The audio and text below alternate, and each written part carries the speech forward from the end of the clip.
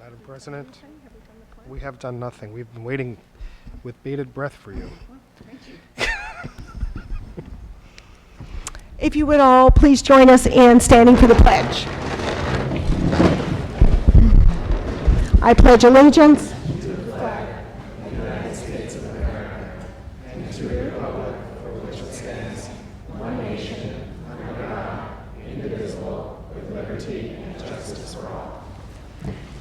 Thank you so much for coming tonight. It's great to see you all.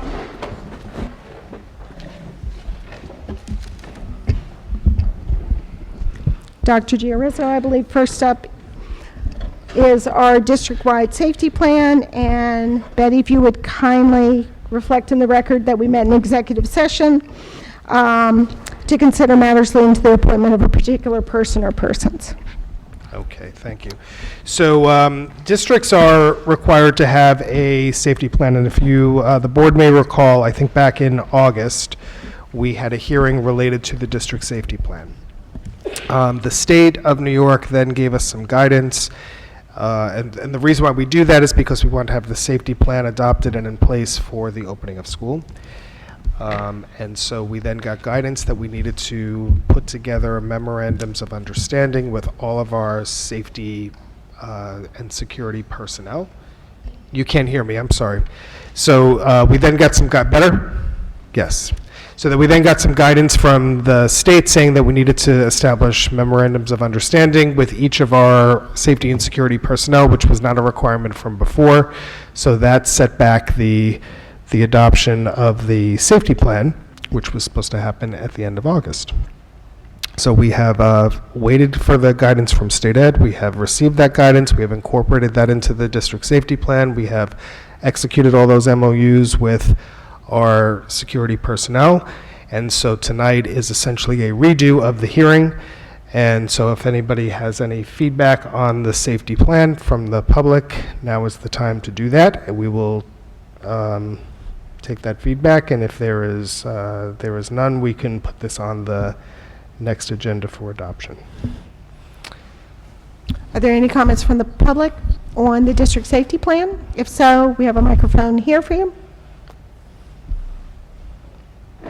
Thank you. So we can close the hearing. Thank you very much. Okay. Every October, we have Board of Education recognition, and so I'd like to introduce Natasha Gordon, President of the Coordinating Council. So thank you very much, and welcome. Thank you. Can you hear me? Yes? The New York State School Boards Association recognizes this week as School Board Recognition Week. This is a time to promote awareness and understanding of the important work performed by school board members. The North Shore School District is joining all public school districts across the state to celebrate and honor our board members for their commitment to our community and its children. It takes strong schools to build a strong community, and with your commitment to public education as school board members, you take on one of the most important citizen responsibilities, overseeing the education of our community's youth while giving the community a voice in educational decision-making. Serving on a local school board is no easy task, particularly in today's climate. You must make tough decisions every month and spend many hours studying education issues and regulations in order to provide the kind of accountability citizens expect, all as unpaid volunteers. The community members serving our district as trustees are Sarah Jones, President, Dave Ludmar, Vice President, Joanna Commander, Richard Galati, Tim Madden, Marianne M. Russo, and Lisa Vizza. We will start with music from our high school cello quartet led by Mr. Domingo. Okay, so if I can just introduce who you are for a moment. Hello, how are you? So, good evening. So we have Isabella Ham, senior cellist, Sierra Heiner, senior cellist, Catherine Hunt, senior cellist, and Christina Goslin, junior cellist. Welcome, and thank you so much.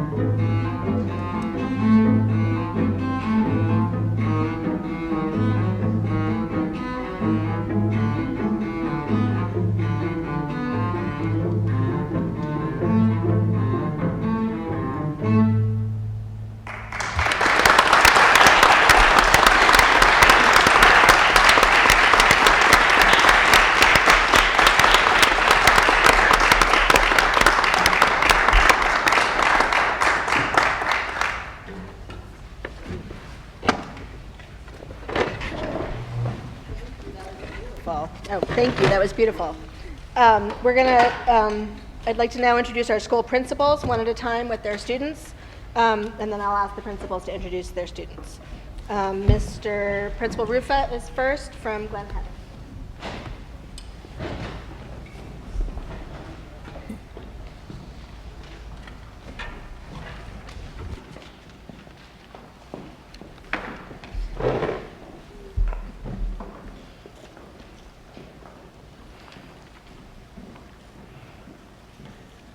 Hi, guys. Thank you. In the book, One Word That Will Change Your Life, the author suggests that by picking one simple word and using it as a guide, that this can become a very effective tool in meeting your goals.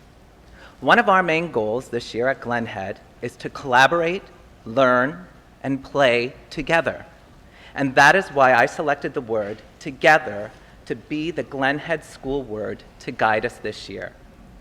Together as a board, you have fostered a whole child approach to education, support our students' needs, and continue to look to the future to ensure that the students of North Shore receive an innovative education. I am here with Manuela Armada, Eva Dominguez, Serafina de Misa, Sophia Coletti, Casey Gates, Isabel Espinoza, Claire Coletti, John Peck, Sophia Heseltine, and Parker Snow. They wanted to thank you all for what you do for us. They have each designed their own interpretation of the word together. Not only together are we Glen Head, but together we are North Shore. Thank you so much from Glen Head.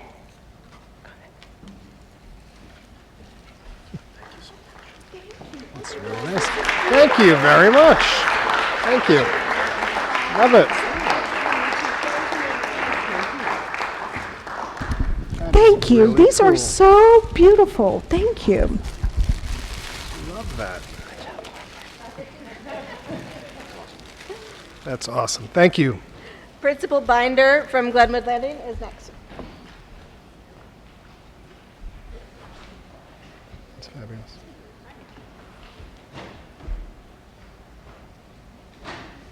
Here she comes.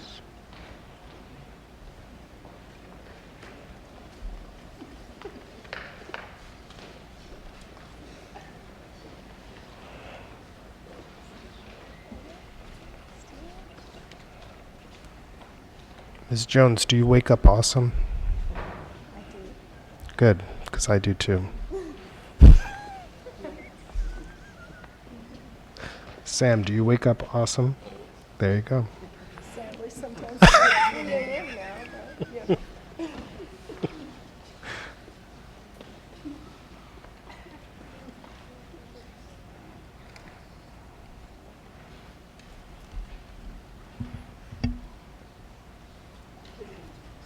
Great. Yeah, it's terrific. Hi. Thank you for allowing us to show our appreciation for the work that you do. We are from Glenwood Landing School. My name is Mason Bowen. My name is Alpensky. My name is Brooke Bowen. My name is Juliet Monty. My name is Lynn Kowalski. My name is Abigail Monty. My name is Victoria Monty. My name is Catherine Monty. My name is Sophie. This summer, we held a reading challenge for all students. Students in grades kindergarten through 6th grade were challenged to snap a photo of them reading anywhere in the world. The photos were shared during our reading reunion week. Students in 3rd to 5th grade were challenged to log the books they read. When they handed in the log, they entered into a raffle. The winners received Amazon gift cards. Our gift represents Glenwood Landing School's love of reading. The bookmark displays a photo of a piece of artwork that was created by all 431 students at our school. Each child placed their painted thumbprint on the artwork to create a tree. That is cool. Please accept this gift as a token of our appreciation for the time you spent making sure that we have an amazing education here at North Shore.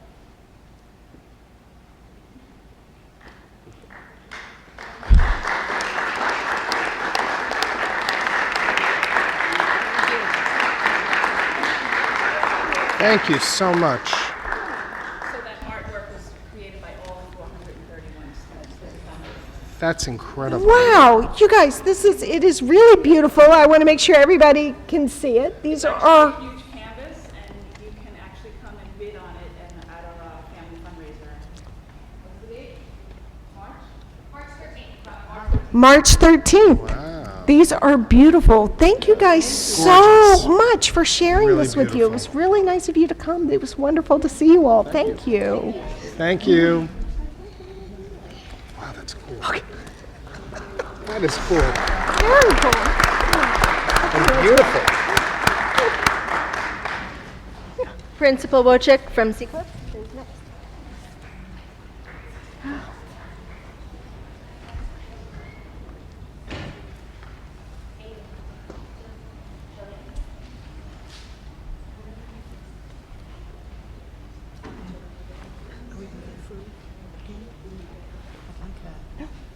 It's in the garden. Oh my God.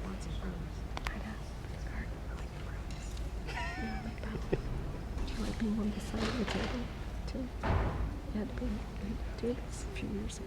Oh yeah, garlic. It's not bad.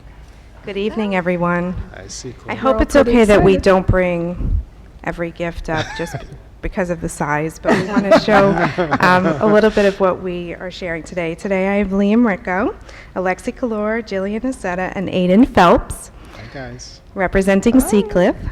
So the gift that we give you this evening is a symbol of who Seacliff is at its very core. First is a basket of homegrown vegetables grown with love from our Seacliff students and supported by our PCA. These vegetables symbolize how our community of families join our school community to nourish our students' curiosity and love of learning.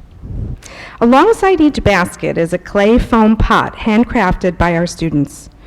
Each kindness pot is thoughtfully crafted with the recipient in mind, and the small details that decorate the pot capture all that you do in honor of our students. As part of our pathway to gratitude, we offer you sayings of thanks and joy to honor you, Board of Education, for your work. Finally, written on each top, you will see a nod to our motto that we rise by lifting others. Please know that the essence of who we are as a school community comes from those who lift us, you. For that, we invite you to watch us rise.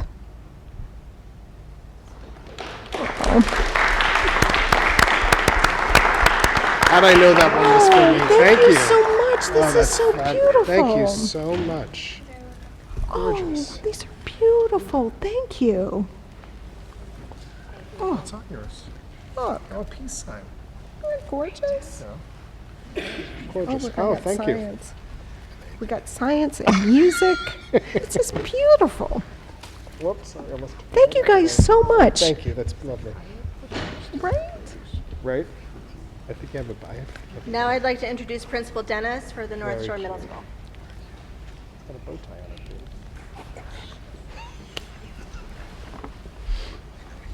Love it.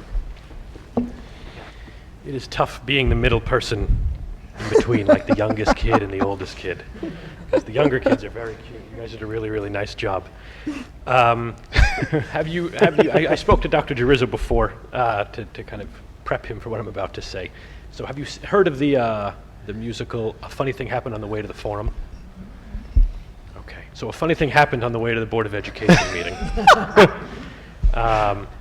My E3 squad and I, so I have 12 eighth graders in my E3 squad, and on Monday of this week, we went through my Twitter feed and we picked 20 or 30 photos of the last year or two that best encapsulate, who North Shore Middle School is. And with the help of, my awesome main office staff, we went to cvs.com and we put in our photo order, same day delivery, went there to pick it up the same day, and they said, oh no, the same day delivery promotion is just for holiday specials. It doesn't start until December. So I said, well, that would have been helpful. I was very angry. We've got a lot going on at the middle school, and so I can promise you that you'll each have a photo album on October 31st. That's when I'll get them. In the meantime, we put together some of the pictures we're going to put in the photo album on this very nice board for you. So I'll pass it around for you. You can see half of the pictures that you'll get. I am very sorry that it wasn't here tonight. And we could display that proudly in the center. Proudly, we will display it. It's a lovely recovery. There you are. And we'll put it here. All right. Very proud of our pictures. I'm going to stand that up for you.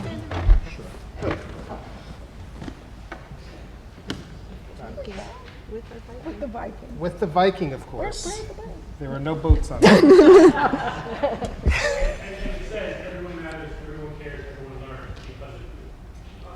Very sweet. Thank you so much, Rob. Finally, Principal Cousins for the North Shore High School. Try to beat that, Albert. Here. That's it. Some of the names are. My gift to you is Christian and Sam. Thank you. So they're going to be distributing something to you. I just ask that you keep it closed until everyone has one, and I explain what it is. So this is a symbol of really the best of what our high school does, because this is about student inspiration. So enclosed in this frame is a print that was designed by a student artist. Each is different, and each was selected for you. So these prints were created last year, but we actually put some time into thinking about each of you and the print and an associated quote. And it is about inspiration. The students in the Visual Arts Honor Society were asked to create a black and white image. It's an 18 by 18 print. These will all be in the school, so you'll have a piece of the high school that was inspiring to them. And then they have quotes that are associated with them as well. So this was a project that was done by Miss Black, Sarah Kano, and Lynn Johnson is the other advisor for the Visual Arts Honor Society. But we wanted to just express our gratitude and our thanks, and to give you a little piece of inspiration. So you can open up them and you can compare them with your friends and, and enjoy. So, and what's really interesting is some are ink on paper. Some, one of them is actually a completely digitally produced, and it was produced on a tablet that wasn't even like on the same screen. So it's really fascinating. There's an array of that. Some are drawing, some are painting, and some of them are, I'm sure there are names of some of the student artists that you will see familiar, and they're going to go on and do great things. So again, thank you on behalf of the high school PTO, the students, and the faculty and staff. Thank you. Thank you, Albert. Really These are beautiful. beautiful, really unbelievable. Wow. So now the board just wants to, sit around and look at our things for a while, but. Our children and community benefit every day from the hard work and long hours contributed by you. On behalf of the North Shore Coordinating Council of Parent Associations, thank you. Thank you. Thank And there you. are refreshments in the back. All right. Thank you all. That was really, it's so beautiful, and it was so kind of you all to come out tonight and to put so much effort into this. I can't tell you how much we all appreciate it. Really beautiful. Thank you so much. And with that, there are refreshments. Wonderful. So we'll take a break from Yes, that would be terrific. We will take a break so that everyone can have refreshments. You guys too. This is very cool. Aren't these gorgeous?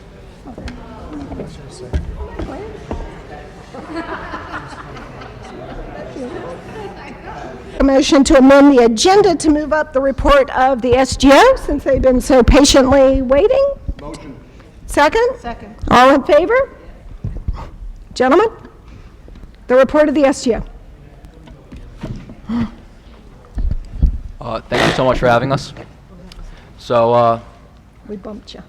first of all, I'd like to, we didn't realize that it was Board of Education Appreciation Recognition Day, and we don't have any gifts, but Sure. Is your microphone on? but Red yeah, button. Oh, sorry. Your presence is a gift. It's on. Oh, Your presence is a gift. That's a good point. Just blame the printer. yeah, it was the printer. But we'd like to thank you for everything that you do for the district, and the students themselves. We really appreciate it. So, these past 2 weeks, we've had a pretty eventful time. We had the the pep rally this past Friday, and we made some pretty drastic changes. Some fictitious, some not so much. With the help of the PTO and Mr. Cousins, we helped get a DJ. We decided to cut down on the time of sports recognition, and just decided to recognize sports teams as a whole, and use that time to have more sports night-like events for the students. And we felt like that was a success.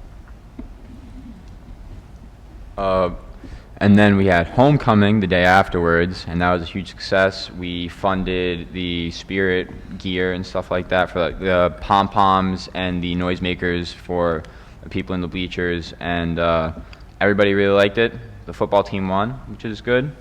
And yeah, everybody had a great time. It was a great day. It's great. I saw some people here at homecoming, That was cool.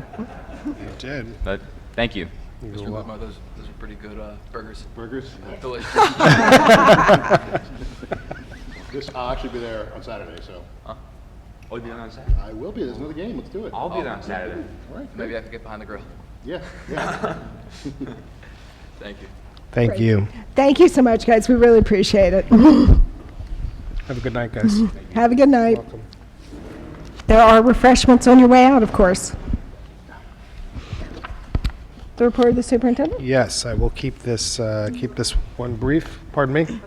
Oh, thank you. So, approval of the minutes, or do you want to do my report Why first? not approval of the minutes? Do I have a motion to approve the minutes? Motion? And a second? All in favor? Thank you. And now, The one and only. yes. Right.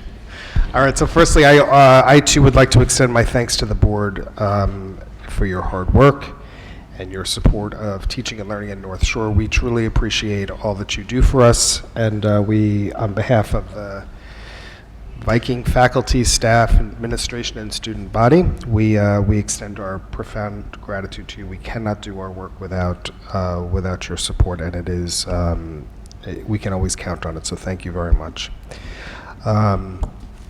Tonight, while I could not be there, there was about 3 or 4 different district events happening tonight. One of them was the national induction of the National Honor Society at the high school, and so I want to congratulate all of those students who are being inducted this evening. I apologize for not being able to be there for and with you. Congratulations. I would also like to reiterate that homecoming was a major success. We were really lucky with the weather. The event had terrific energy. Everyone had a great time. There's tons and tons of photos on our website. Check them out. Was a great weekend for our Viking teams, and I want to thank the Booster Club in particular. They worked their butts off. And when I saw the number of burgers and hot dogs and pretzels, just the number of individual items that they sold, it was staggering. So I want to thank them very much. The Shack was packed, and really such great energy. We've received a combined 60 volunteers from the community and staff to participate in any one of our many district committees. So it's more than the most that I've ever received, at least in my tenure here, so that's a good sign. People want to be engaged.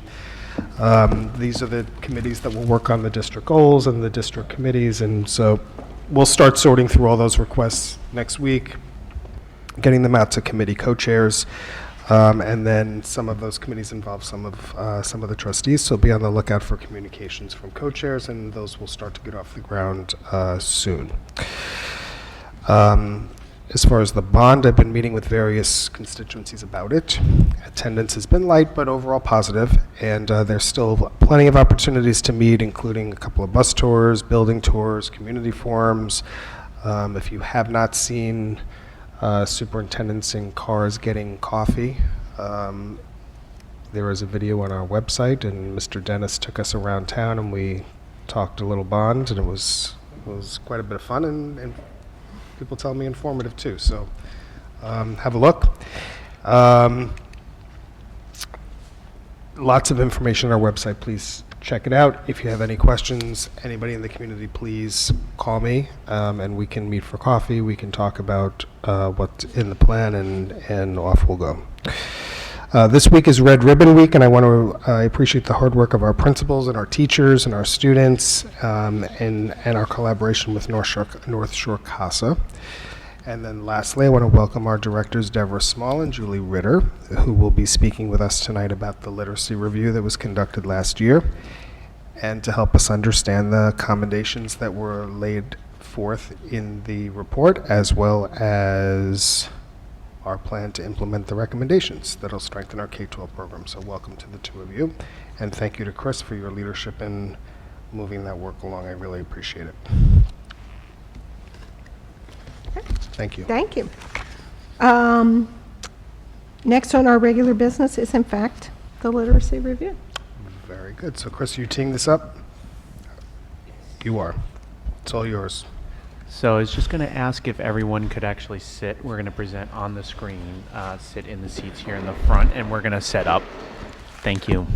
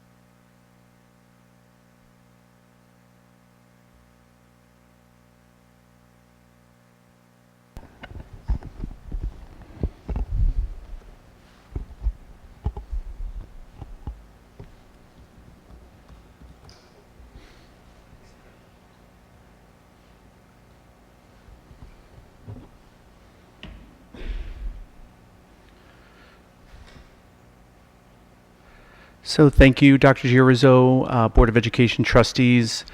We've taken some time this evening to prepare a comprehensive but concise presentation for you on the K-12 ELA literacy review that took place in the spring of last year.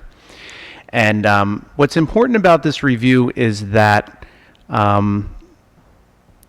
it was the first comprehensive literacy review that was done by an external reviewer in North Shore in more than a decade. We did have a Tri-States task force review about 7 years ago of our writing program, but even then we were at the beginning stages of our implementation of the Teachers College Readers Writers Workshop. And since that time, we've had changes in leadership, further changes in programming, and we've done a lot of work. So this was a good chance and a good time to take a good, honest look with an external reviewer. And we'll be doing that with math this year as well. So there was a clear need for a literacy review. Earlier in the school year last year, Ms. Small and Ms. Ritter developed questions and created a request for proposal document with Mr. Klabicki that was sent to Tier 1 research universities. And they received a recommendation from Harvard University to consult with Dr. Mia Hood, who has a PhD in literacy studies from Teachers College Columbia University. And once that RFP was finalized, Ms. Small and Ms. Ritter planned the logistics of the visit, which involved several interviews, surveys being sent out, the collection of teacher work, and getting everything going. After the visit, a report was generated. It was processed by Mr. Klabicki, myself, and more importantly, Ms. Ritter and Ms. Small, and they have developed action plans, and that's really what they'll speak most about tonight is the work that they're already doing with their departments to implement the recommendations of this plan. So just a very quick overview before I turn it over to them. Just a quick graphic, and this was in your report, of the number of observations, interviews of students and teacher and administrators, the number of student work artifacts, and other artifacts from classrooms and assessments as well that were analyzed as part of the study. So the data was triangulated from many sources to develop the recommendations. It was also done in mind with the questions that were developed by Ms. Ritter and Ms. Small. There were 7 questions. This was in your backup material and also in the report itself. But the questions related to themes that were diverse and varied. So we had a wide net, and that we were hopefully capturing a lot of information about our K through 12 program. Common outcomes, the integration of collaboration and assessments. The TC program had its own specific question dedicated to it. Equity and the closing of gaps.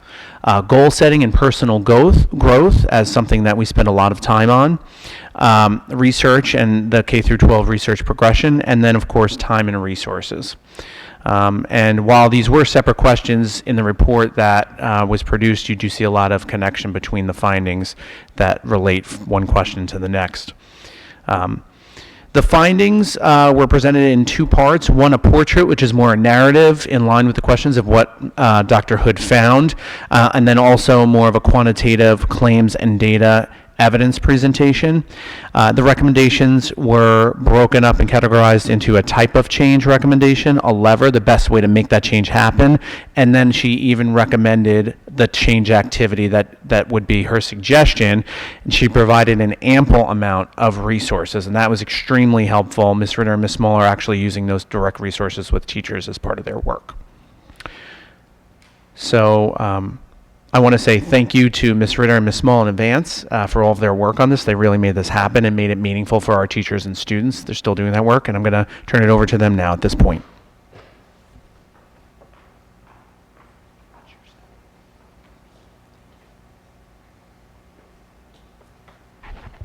Hello, good evening.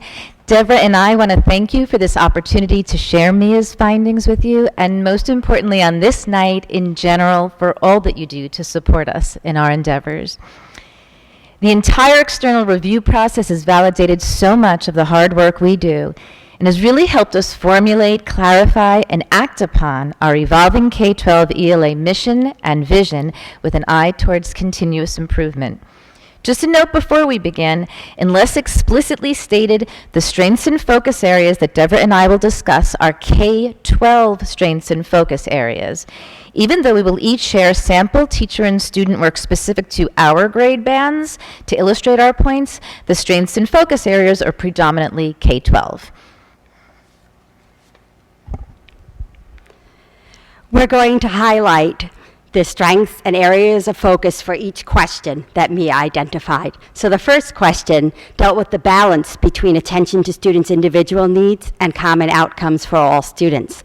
So among the strengths that Mia noted were differentiation. Our teachers are very aware of the individual needs of students and are tailoring their instruction accordingly. The integration of our library program with our literacy and ELA classes. The consistency of our workshop model across classrooms and across schools. Our students have a lot of choice. They're able to choose what to read. They have a choice of writing topic. And at the same time, we're exposing them to new genres, new ideas, and new interests. Two of the areas that Mia wants us to consider regarding research question number 1 are the conflation of common inputs with common outcomes and of common assessments with common outcomes. Distinguishing between the former ensures that we're mindful of both delivering the curriculum and assessing the extent to which our students are mastering it. Separating the latter allows us to focus on our students' acquisition of flexibly applied skills instead of merely on the mastery of their state assessments. Here's an example of what Mia is recommending.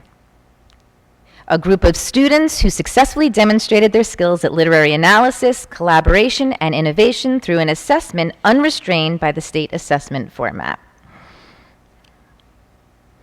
The assignment charged that students in a 12th grade science fiction and fantasy class were challenged with the task of designing and creating a prototype of an original board game in which the rules are engineered as a revelation of the setting, conflict, themes, characters, and plot of A Midsummer Night's Dream.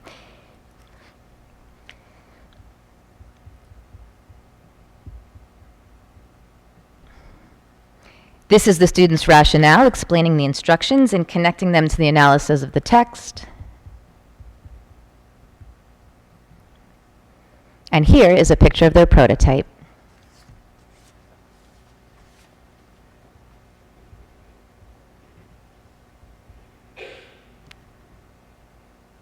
Okay. For the second question dealt with the development of student skills and their immersement in authentic experiences. So Mia noted the work that we're doing with the shared valued outcomes for our students and complimented that. She also compared our students' work with state exemplars at the various grade levels and noted that our students' command of genre features and techniques surpassed those exemplars at all levels of our student performance. This is an example of that. Here we have, one second, here we have an excerpt from a longer piece written by a 5th grader. This was a prompt writing in which the student had read 2 pieces of literature and then had the prompt to identify and talk about the similarities and differences of the themes of those pieces.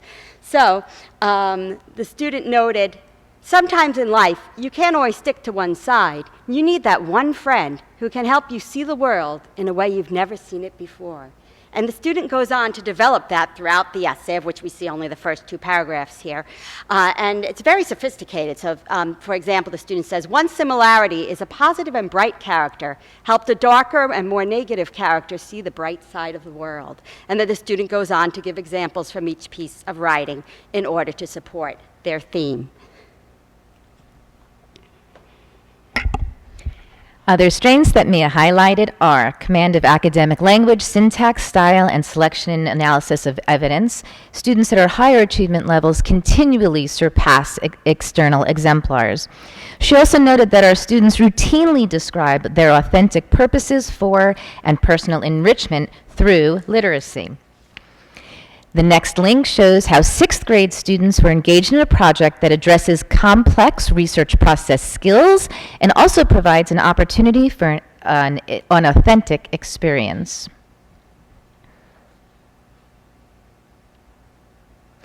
Part 1 of the project was a formal MLA research paper. You can see evidence that this student developed background knowledge about animal testing through preliminary research, composing a research question, gathering and selecting evidence, and developing an argument.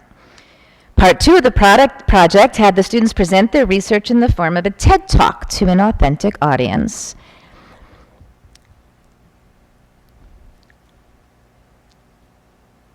In your packet that Dr. Zublionis gave you, you have the entire unit here.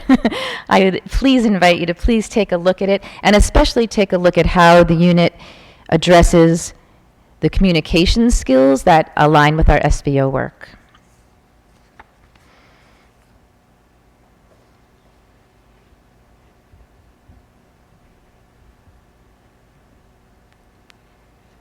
Mia also shared with us some areas for focus. Although we do involve our students in the shared valued outcomes, she felt that we could teach to it more explicitly and assess our students' growth in these areas. And of course, we're doing a lot of work in the district of that, some of which we'll share later. In addition, she noted that although our children exceeded and surpassed other exemplars in terms of their command of genre, features, and characteristics, when it came to grammar and mechanics, there was more of a gap in which some of our students did very well, but some of our students did not surpass the exemplars in that regard. I want to share some examples that show that. When you're in 2nd grade, and the gaps widened as the kids went through the older grades. So in 2nd grade, this is an example of a student who's beginning to work with some aspects of mechanics. So this child is beginning to learn and experiment with the use of quotation marks for dialogue. So, "Shark escape," yelled Sam. So the student's experimenting. He doesn't have full command yet because the quotation marks would go after sharp escape, not after yelled Sam, but the student's experimenting in the way that a student should in 2nd grade. As we move to the older grades, there becomes more of a gap. This is an example. Here we have a student who does, and this is a student's notes, but you can see from the notes as the student's planning their piece. This student has some really rich genre work that they're doing. Look at this language.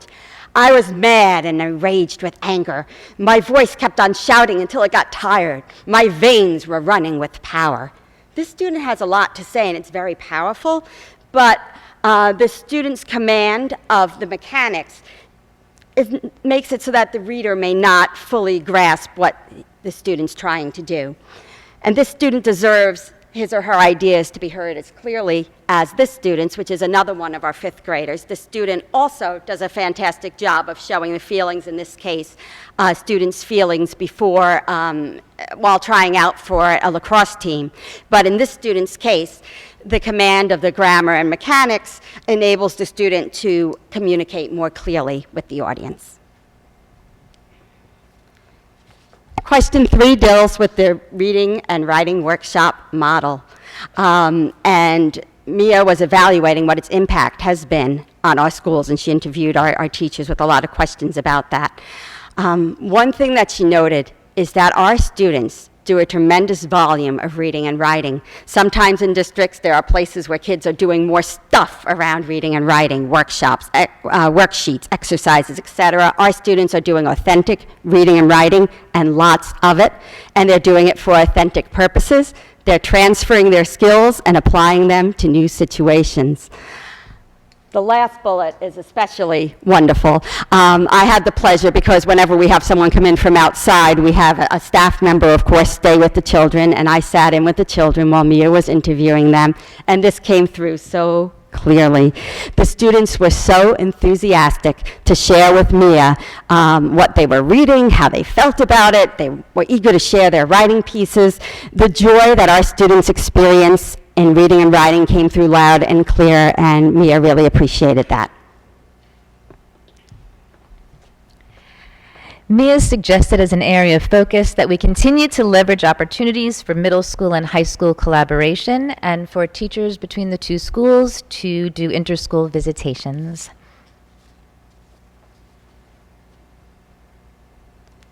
We asked Mia to look at how we close gaps for students who experience challenges in reading or writing.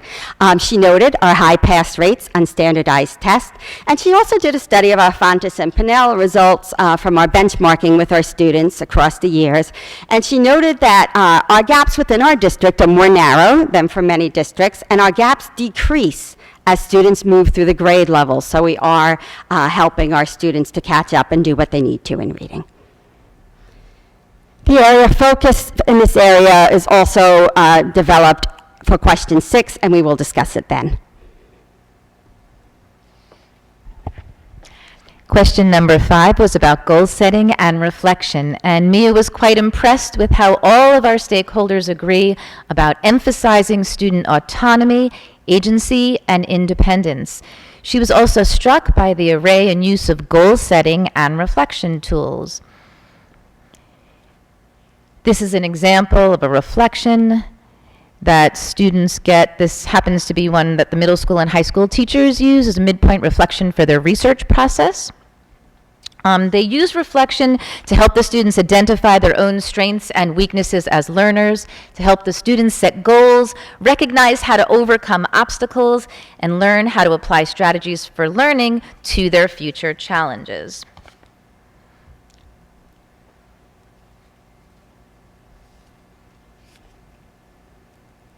In terms of areas for focus, she noted that when our students discussed their goals, they weren't always clear on what they were doing. We were thinking that we wanted to look at the common definition of what a goal is and the effective qualities of a goal that children can actually realize and attain, and think about the relationship of the feedback that students receive to that goal attainment, as well as the process of metacognition for our students in attaining their goals. I had the pleasure of today observing a class where the teacher was doing goal work with the children, where they were really doing a fantastic job of using progressions to think about how they were going to attain their reading goals. As Deborah mentioned, research question number 6 was about researched argument specifically, and Mia remarked that our kids are involved in memorable and meaningful research experiences. They're making informed opinions on weighty social issues. They're mindful of assessing the reliability of sources and being open to differing perspectives. And our K-12 vertical alignment of research argument, our curriculum is strong and intact.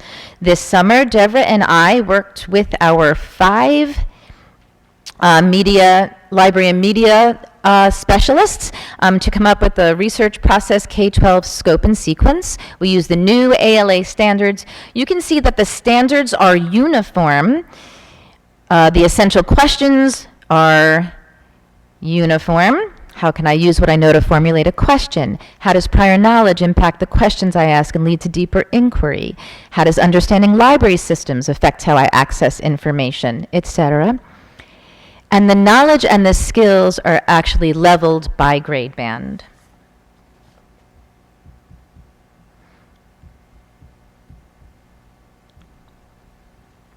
With regards to the research argument writing, Mia had a couple of suggestions. She wanted us to look at our students' over-reliance on databases to determine a resource's reliability. She preferred the students going into actually the internet and having to do the hard work of figuring out for themselves whether the source is reliable. She also wants us to look at the skills of our students at the low end of grade level, specifically in how they select and analyze their evidence, and also deconstructing a claim into discrete categories. Research question number 7 was about time and resources. Mia remarked on 2 areas where she thought the investments were truly paying off. The 9th grade research labs have created a culture of inquiry in the school, and the high school reading center increases student capacity for both autonomy and collaboration. We have an area for focus. In her interviews, and she interviewed 32 adults at the elementary level, there were 15 teachers who commented how hard it is to fit everything in during the school day. They're saying that that's something we need to focus on, and we will. And now we're going to share our action plans. So at the elementary level, one of our goals is to promote student growth by assessing student work relative to intended outcomes in order to inform instructions. That will involve examining student work samples, thinking about what our desired outcomes are, and seeing our students' progress towards them.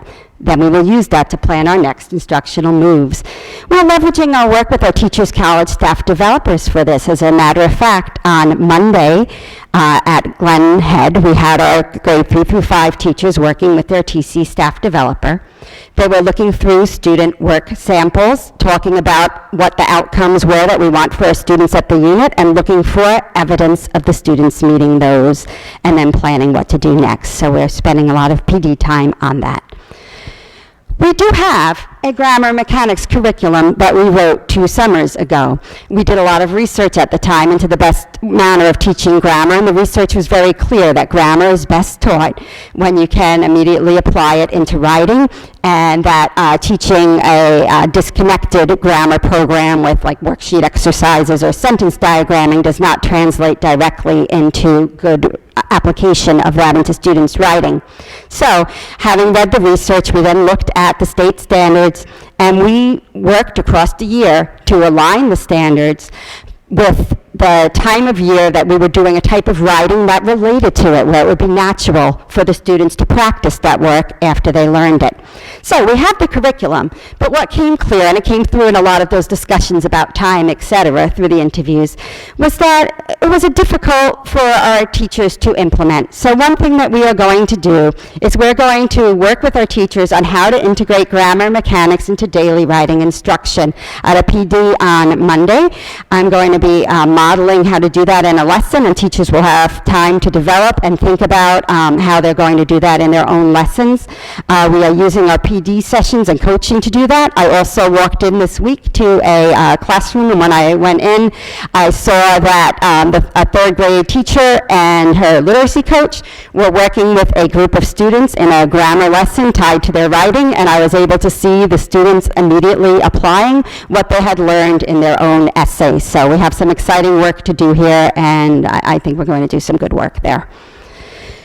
In the Elementary Humanities program, we have a goal related to our strategic plan. We are going to be focusing on student voice and choice within the classroom. And to do that, over the summer, one thing that we did is we developed curriculum that embeds and more explicitly teaches the SVOs throughout the year. Another thing we're doing that we're very excited about is we're trying something new in grade 2. We're trying the concept of a capstone project. So what that will involve is students identifying within the broad topic of animals an inquiry that they want to undertake, something that they want to learn and find out about, and they will develop the whole question process of how do I develop a good question, how do I develop good sub-questions, how do I go and do research, and then what do I do with that research, what type of project or action plan will I create. So that's a great opportunity for student voice and choice. We are going to continue to explore and develop goals and goal setting with our students, and we are looking for every opportunity to support student voice and choice within the classroom. Finally, having heard the feedback, about how difficult it can be to fit everything in the day. We want to look at it from a student's point of view. So we are going to be studying the student's experience of the elementary schedule in a variety of ways, besides speaking with students and teachers. Among those, we'll be doing some shadowing of students for a day to see what their lived experience is like. And I don't know, I just did here. And we will be time stamping the activities during the day.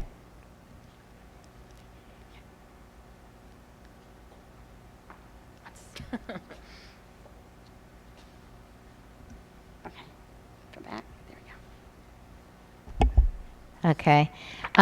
So when I created my action plan, I was really mindful of the best practices of PD to build teachers' instructional capacity. So with my plan, I really wanted to honor teachers' voice and choice, leverage experiential learning and collaboration, and celebrate the work as a long-term cyclical process.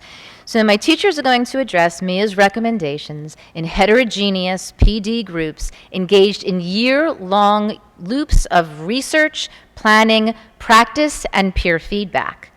The groups selected among topics that I created by synthesizing Mia's recommendations and classifying them into broad categories aligned with my goals for the secondary English department. First is explicit SVO instruction. The bank of knowledge that our students are expected to obtain grows at an exponential rate. There's no way that we could ever keep up with it. Therefore, it's vital that we teach students transferable skills, ones that develop fluid and flexible thinking that they can apply to different contexts and situations. Creating and using content-aligned SVO tools will facilitate that learning. Second is goal setting and feedback. An essential tool of transfer is empowering the students to be drivers of their own academic growth. Helping students develop appropriate individualized goals, reflect upon their progress in achieving those goals, and act upon timely, specific, and relevant feedback are imperative in developing student autonomy, agency, and independence. Finally is the looking at student work protocol. Engaging in a collaborative process of looking at student work allows a group of educators to analyze their assessments and determine their effectiveness, to gather information about their students' needs, to develop increased clarity about intended outcomes, to share professional knowledge about students, methods, strategies, and assessments, and to fill gaps and eliminate redundancies in the curriculum. At this point, we'd like to welcome any questions that you may have about the literacy audit or our action plans.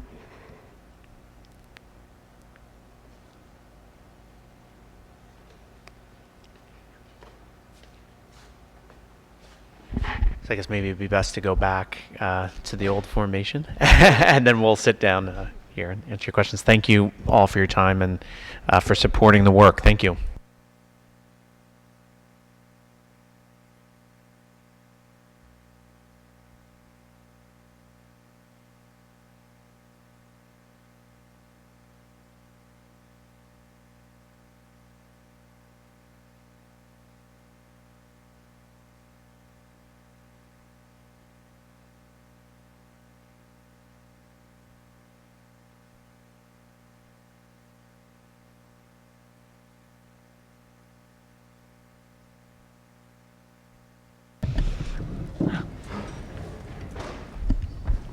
Thank you. That was really terrific and incredibly interesting, and I really enjoyed getting to hear some of what the outside perspective was on the work that we're doing, and I thought you guys did such a great job of sharing that and sharing how important it was to have these third parties look at what we're doing, because they certainly brought up things that I'd never thought of before, like what do we mean by a goal? How do you put standards around that? Or that we might be over-relying on databases when we thought, certainly as a board, like we're providing this great resource, but that there's another way to look at that. So thank you for all of that. Trustees, they have opened it up to questions.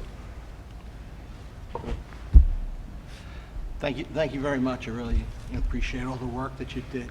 And I also appreciate the point that you made, particularly at secondary level, in terms of transferable skills. What is it, I know you said something, you're going to have heterogeneous groups, but are you going to be working interdepartmentally to foster this, or are you going to just start with the English department and go from there? Are you asking me about interdisciplinary? Yeah, because in terms of, when I think about transference, I think of my own experiences teaching science, and I have students in there who do well in math class, and then when they come to do an applied problem, they had some issues. So this piece in terms of transference has always been sort of a stickling point for me, and I'm glad that it's being addressed here, but I'm just was curious how you're going to implement this. So at the high school especially, it's hard because teachers don't share the same students and they don't have necessarily the time off to collaborate. The schedule makes it difficult. The Writing Center does have flexibility, so the Writing Center actually has pushed into, coincidentally, science classes to do writing projects. They did these creative forensic crime stories in forensics class. They're also open to help kids with labs and social studies, and so that will help a little bit. In terms of transfer, I think we need to do more work on it. I think we need to have kids understand that they are writers in their other classes. Exactly. And the Common Core Next Generation Standards has literacy standards in technology, math, and social studies. And we need to embrace those and make them a really big part of our instruction. Very good. Thank you. Good. Someone here with a question? I guess I have a question. Yeah, thank you very much for your presentation. I just had a question concerning the data sets and how you go about choosing the students that are interviewed, how you choose the teachers that are interviewed, and the student work artifacts. You know, I'm really glad you asked that because we should have spoken to that.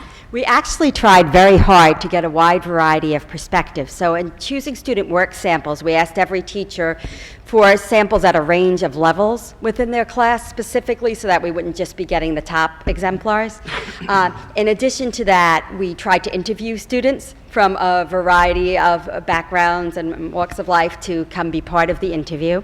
We also chose teachers with a variety of perspectives. So for example, when we were planning who would come, I didn't just pick the people who were the most enthusiastic adherents of the reading and writing workshop approach. I also included some people who had more critical viewpoints to share. And really there was a big effort to try and have this be a warts and all audit because we wanted to learn from it, and we wouldn't be able to learn from it unless we had that honesty. Great, thank you. I also just want to add, we have binders full of the student work that we'd be happy to have you look at. I wanted to bring it, but I didn't want to overwhelm you. I have 3 binders myself. I think you probably have more than 3, right? Huge binders of the kids' work, all, you know, arranged by teacher and by level, low, medium, and high. So please, if you want to see them, I am happy and proud to share them. Well, thank you for hanging on to those, Julie. So I have a question. I know we talked about closing the gap. It's been one of our themes over the years, and it's addressed in sort of a surface manner in your presentation. What kind of analysis do they do with the special ed population, and how we're going to close the gap in special ed students and our regular ed students, and how this program works or doesn't work, Teachers Workshop for special ed students? There's a couple parts to your question, and I'll address each part. Sure, I'll address each part separately. Sure, so as part of our review, we did include special education students' work and special education teacher interviews. We also, among that are ILC classes as well as ICT and other students of special need. So that was all part of the review and part of the data that Mia had to work with it. And it was also, in terms of the work samples, they were done anonymously, so we were able to identify different groups without exposing any of our students. Another thing that you did is you spoke about the program, I want to clarify, Teachers College isn't really a program per se as much as a model of continuous staff development and how to implement an effective reading and writing workshop. If a reading or writing workshop is done as effectively as it should and can be, then a major part of the design is that after the mini lesson where something is shared for the whole class to learn that helps address our curricular goals, then there's time when the students are practicing that on their own and the teacher is meeting with individuals or small groups. If done well, the teacher will be tailoring that instruction to specifically what the students need. So even if the lesson that day is on character development or character traits, if there's a group of students who need to work on any particular skill, it might be fluency, how to phrase while you're reading, how to decode, whatever it is, the teacher will be working with those students on that. So we are designed to meet the students' needs in that manner. In addition, of course, we support children who might need additional support outside the classroom, do receive support through either reading support or through their special education services, or in some cases both. So we try to analyze from all our data and from the regular data days that we hold on students, if we have a student who's struggling, what specifically is the deficit area or skill that we need to address, and what is the intervention that will be most powerful and effective in helping that child to close his or her gap. I just wanted to add one part about the STAR assessments that we're working on, because that is a nice supplement to that gap closing, very efficiently collected, precise information that is then very easy to use by teachers on specific standards, and to also progress monitor in small ways. So that will definitely enhance that gap closing work, and also the RTI AAS task force work, really looking at how are we progress monitoring all students for remediation and enrichment, and really cleaning up those processes so they're consistent across the 3 buildings and into the secondary schools. So I think that connects to what Ms. Small was saying. Yeah, I just wanted to add to that. In the middle school especially, we're really looking at the AIS model, and we, in the English department, we would like to make our staffing more aligned by grade levels, so that the teachers will really be able to work with just the students in one grade level. That's what Rob and I are going to be working on for next year. We just finished the administration of the STAR exam, as Chris says, which will give us very objective data to act upon. Today, I and about 6 teachers were in Western Suffolk BOCES for Fontes and Pinnell benchmark level training, because we want to bring up our rater reliability. So all of these different data points will help us better diagnose and serve these kids. Thank you. Trustee? Thank you very much for the report. It was really very informative. I like toward the end that you really focused on time, and that there never seems to be enough of it, which is something we all experience everywhere, not just in schools, but something that we've identified certainly at the elementary level in particular, that is an obstacle to kids getting enough substantive focused time on any of these topics and being able to really delve in, as opposed to feeling like they're on a shuttle bus sometimes. So I appreciate that. I think those are great follow-ups. 2 questions I had. One was in the response to research question 4 was about how the students demonstrated joy, and sort of that's such a key part of this. I think what we really want is to create lifelong lovers of literature and readers and people who experience that. We want them to go on and not just feel this is a chore or this is something that I have to do, but something that they can take with them for the rest of their lives. So I'm hoping that could be picked up upon, not just at that point, but that's something we focus on as an outcome that we're looking for. Another question I had, just in terms of the specific data in the study, we spent a lot of time here on our equity study, talking about different populations that maybe aren't having the same experiences. So particularly, I wasn't sure if you looked at economic obstacles that some of our students have, and also English learners, English language learners, and seeing how they respond to Teachers College, and if that was included in any way as a breakout within the data to tell us how they're faring with this at all.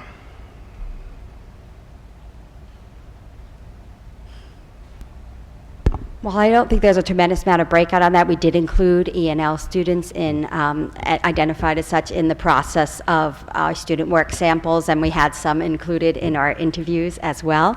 I would also note that our E&L teachers attend our workshops and PDs in literacy as well, and that we have done some very specific work tailored to how to meet the needs of children, whether they be E&L learners or other children who for another reason may struggle with language, and how to make concepts accessible to them, and what type of universal designs we can put in to help students succeed, and how we can modify and support students in the lessons and the work that they do. We also have specific materials for our E&L teachers on how to vary some of our materials in order to meet the students' needs. It was encouraging to see the gaps closing as they progress through our K through 12 progression. But that's one area I hope they're also closing that gap as well, of course. Thank you. I just wanted to add on one part to that, and that is we do hope in the K through 12 reports in December and January to talk about gap closing. So I'm hoping that we can capture some of that question there. Great. Also. You know, the reason why I brought up my question, I understand how the workshop, I spent a lot of time with Mr. O'Hara, so I have a very good understanding about how the model works. It's just that I have received some input both on the teacher level and on the parent and student level, some frustration with the model of Teachers College. And gap closing is one of our goals. And you sort of answered it, but I don't know that I was looking for like more specifics. So I guess when you do more of the STAR assessments, maybe we can get a little more detail on how we're going to close those gaps. I do think in the, I believe the humanities report is the January report, that will be included in the achievement report. And that is part of the reason why we wanted to shift to the K through 12 analysis this year versus building by building, because I think we could really see a longitudinal line there about how that's working and where our goals should be. Any other questions? Well, Mary Ann took my special ed questions. She's like that sometimes. I'm going to take ownership of it. But thank you for expanding upon that and letting us know that the additional support people like the resource room professionals and the skills professionals is also part of the process of the learning and extenuating the curriculum. So thank you for that. We have nothing else to say, but thank you. We appreciate the information and the time. Thank you so much. Okay, thank you very, very much. Good job. Thank you, everyone. Have a good night. Drive safely. Thank you for bringing children. They were really cute. Good night. Really good job, Julie and Deborah. Does anyone get the feeling our last member of the public is fleeing right before we get to public comment? I have the strangest. Okay, that brings us to comments from the public. If anyone would like to share anything with the board, please come to the podium. Okay, we'll move on to regular business. Trustees, if you're ready. Action B is personnel. Do I have a motion? Motion. A second, okay. All in favor? Thank you. Action C is the approval of budget transfers. Do I have a motion? Motion. Second? Second. Questions? All in favor? Thank you. Action D is approval of the resolution authorizing the destruction of ballots from the previous elections. Do I have a motion? Second? Questions? All in favor? Thank you. Action E is the approval of change orders. We have two. These are deductions from the original cost. Do I have a motion? Motion. And a second. Questions? All in favor? Yeah, that was a tough one. Action item F is approval of an amendment to our agreement with Judy Leibowitz. Do I have a motion? Motion. Second? Second. Questions? This is the one we got the revision on? Yes. All right, all in favor? Thank you. Action G is the approval of the amendment to agreement with Marilyn Musiala. Do I have a motion? Motion. Second? Second. Questions? All in favor? Action H is our agreement with Locust Valley. Do I have a motion? Motion. Second? Second. Questions? All in favor? Action I is the approval of the agreement with So Theatrical. Shakira. Yes, with Shakira. Do I have a motion? Motion. And a second. Are there questions or comments? All in favor? Okay, up to action J, which is approval of our agreement with CASA. Is there a motion? A second? Second. Questions or comments? All in favor? Thank you. And finally, action K, which is the approval of our IEPs. Is there a motion? Motion. Second? Second. All in favor? Thank you. We're up to our next comments from the public, if anyone wants to share anything with the board. All right, we will move on to our next discussion, which is old business. Trustees, do you have anything under old business? Just one thing. Sorry. We had discussed our schedule, and I want to just clarify the budget discussions. Yes. Okay, thank you. So I don't have that calendar with me tonight, I apologize. But we have two discussion items on the agenda that the board approved, the board looked at last week that we went through. One was the initial presentation of the budget, and then there was the adoption of the budget. Every meeting in between when I present and by the time the board adopts, we'll break out into a series of, we break the budget book out and then we go line by line through all the instructional lines, all the staffing lines, all of the facilities lines, and so on and so forth. So you have, without looking at it on paper, you've got 1, 2, 3, you've got 4, I think at least 5 meetings where you'll review the budget. That's great. Thank you. Other old business? New business? Do we need to talk about when we're going to meet with the union? Yes, we did propose that a little bit earlier, and so, but yes, we should. The proposed dates for The first two were 11/21 and then 12. 12/12. So 12/12 was something that seemed to work for everybody. Okay. Okay, and then there was, we were a little bit more split on April 23 and 5/7. There seemed to be more flexibility around the May 7 date, but 1 or 2 board members needed to get back to me. So we can tentatively hold the 5/7 date for now, and then Okay. we can confirm that within the next week or so. Great. And I'll send a reminder out to the board so we can settle those. Thank you. You're welcome. Other new business?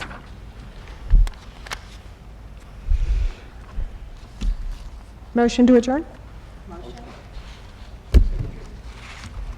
Have a lovely night. Have a lovely night. Betty, drive safely.